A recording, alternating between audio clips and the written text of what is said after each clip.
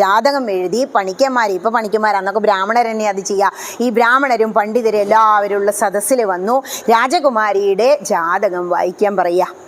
ഈ ജാതകം വായിക്കാൻ പറഞ്ഞപ്പോൾ ആദ്യം വന്നിരുന്ന വിദ്വാൻ, അദ്ദേഹം പരമവിദ്വാനാ. പക്ഷേ രാജാവിനോട് എന്തെങ്കിലും അദ്ദേഹത്തിന് ഇഷ്ടമില്ലാത്ത കാര്യം പറഞ്ഞാൽ തലെടുക്കണ കാലഘട്ടം. പക്ഷെ ഇദ്ദേഹം നല്ല ഈശ്വരവിശ്വാസമുള്ള വ്യക്തി ആയതുകൊണ്ട് അത് ചെയ്യില്ലായിരുന്നു. പക്ഷെ അദ്ദേഹം എന്താണോ ഈ ദോഷമായിട്ടുള്ള കാര്യമൊക്കെ മറച്ചു വെച്ചു. ഒരുപാട് പുകഴ്ത്തി പറയാണ്, നിങ്ങളുടെ മോള് ദമയന്തിയെ പോലെ സുന്ദരിയാകും, വളർന്നു വലുതായ എല്ലാം കൊണ്ടും ലക്ഷണമൊത്ത സ്ത്രീയായി മാറും, പുണ്യമായ ഭാഗ്യശാലികളായ സ്ത്രീകൾക്കുള്ള മംഗല്യഭാഗ്യം കാണുന്നുണ്ട്, ഒരു 8 സന്താനങ്ങൾ ഉണ്ടാകും. ഇങ്ങനെയൊക്കെ കവടി നിരത്തി ഇദ്ദേഹം പറഞ്ഞു. ഒരുപാട് രാജാവിന് സന്തോഷമായി. എല്ലാവരും കൈയടിച്ച് പ്രോത്സാഹിപ്പിച്ച് ഇദ്ദേഹത്തിന് പട്ടും വളയൊക്കെ സമ്മാനം കിട്ടി. അദ്ദേഹം അവിടുന്ന് യാത്രയായി. അടുത്ത ആളോട് വരാൻ പറഞ്ഞു. ഒരാളോടൊന്നും നിൽക്കില്ല, രാജാവല്ലേ. അടുത്ത ആൾ വന്ന് കയറിയിരുന്നു. എന്നിട്ടോ അദ്ദേഹം വായിച്ചു ഒക്കെ പറഞ്ഞു. അദ്ദേഹം ഗുണവും ദോഷവും സമ്മിശ്രമായിട്ടൊക്കെ പറഞ്ഞു അങ്ങോട്ട് പോയി. അപ്പോൾ അടുത്ത ആളോട് വരാൻ പറഞ്ഞു. മൂന്നാമതൊരാൾ വന്നു. ഇതൊക്കെ നമ്മുടെ സമൂഹമായിട്ടോ കാണിക്കുന്നത്. ഈ സമൂഹത്തിലുണ്ട് ഇങ്ങനത്തെ ആൾക്കാർ.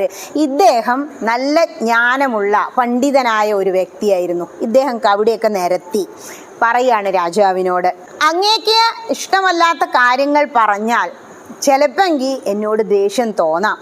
പക്ഷേ ഇതുവരെ പറഞ്ഞ 2 ആൾ പറഞ്ഞതെല്ലാം ഇതിലുള്ള ജാതക ഫലത്തിലുള്ളത് തന്നെയാണ്. നിങ്ങളുടെ കുഞ്ഞ് വലുതായാൽ നല്ല ലക്ഷണമൊത്ത യുവതിയാവും, നളനെ പോലെ ഒരാൾ വന്ന് കല്യാണം കഴിക്കും, ദമയന്തിയെ പോലെ സുന്ദരിയാവും, ഒക്കെ സമ്മതിച്ചു. പക്ഷേ നിങ്ങളുടെ മോൾക്ക് വൈധവ്യ ലക്ഷണം കാണുന്നുണ്ട്, അതായത് വിധവയാകാൻ ഒരു യോഗം ഉണ്ട് എന്ന് പറഞ്ഞു.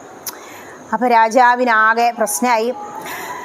ഇദ്ദേഹം പറയാണ്, നിങ്ങളോട് ഇത് പറഞ്ഞാൽ അനർത്ഥമാവും എന്ന് കരുതി ആയിരിക്കാം ഇതിനു മുമ്പുള്ളവർ പറയാതിരുന്നത്. പക്ഷെ പണ്ഡിതന്മാർക്ക് അത് പറയാതിരിക്കാനാവില്ല, അങ്ങ് അതിനുള്ള പരിഹാരങ്ങൾ കാണണം എന്നും പറഞ്ഞിട്ട് അവിടുന്ന് കവടിയൊക്കെ വാരി സഞ്ചി നിറച്ച് പോവാൻ തുടങ്ങിയപ്പോൾ അദ്ദേഹത്തിനെയും വിളിച്ചു.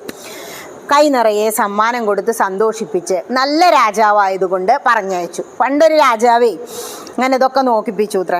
ആ സമയത്ത് ഒരു പണിക്കര് വന്നിട്ട് ഇങ്ങനെ ആദ്യം ഇതാണ് പറഞ്ഞതും, ആരെവിടെ തലയെടുക്കുക, അയാൾ തലെടുത്തു അത്രേ. അടുത്ത ആളോട് വരാൻ പറഞ്ഞു. അടുത്ത ആൾ വന്ന് കയറിയിരുന്നു. അപ്പോൾ അയാൾ ബുദ്ധിമാനാ, തലെടുക്കുമെന്ന് ഉറപ്പാ, പക്ഷെ ഇത് പറയാതിരിക്കാൻ പറ്റില്ല. ഈ ശാസ്ത്രത്തിൽ ഒരു സത്യമുണ്ട്.